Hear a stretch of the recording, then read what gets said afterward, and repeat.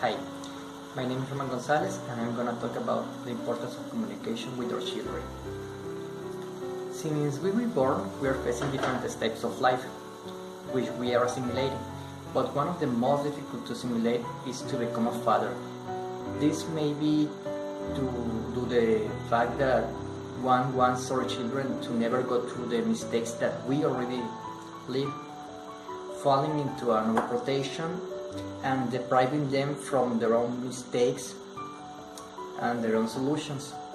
This can be solved by having a good communication with our children. People say that no one experiencing a foreign body, and that is one of the truths I've learned in my fatherhood. There is no worse mistake than wanting to live their life. It's best to guide them since their childhood, letting them make decisions with their capacities.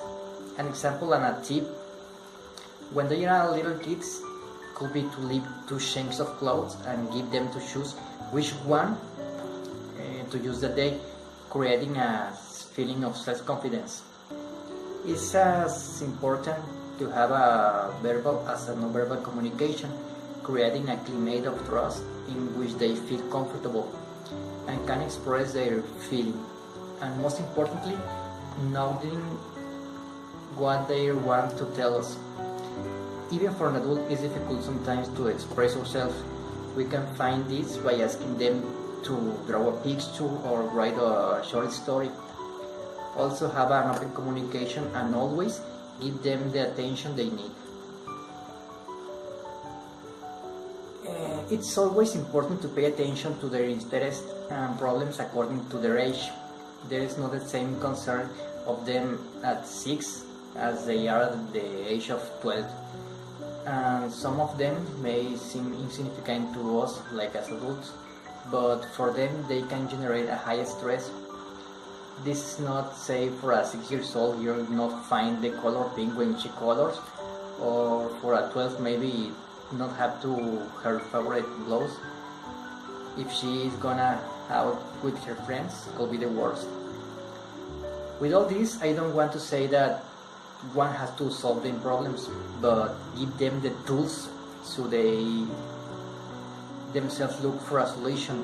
Another very common mistake for us, like as a parent, is to stereotype them.